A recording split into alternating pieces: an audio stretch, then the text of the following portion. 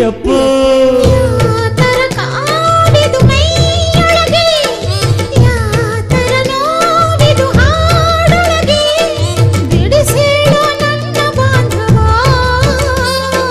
ನಾಚಿಕೆ ನಾರದ ನಾಗೈತೆ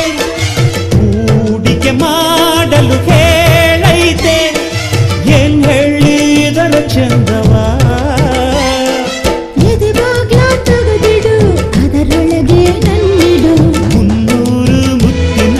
ಲಂಚನ ಮೊದಲಿದು ಮುತ್ತಿಟ್ರೆ ಜ್ವರವಿನ್ನು ಏರದೆ ಯಮ್ಮೋ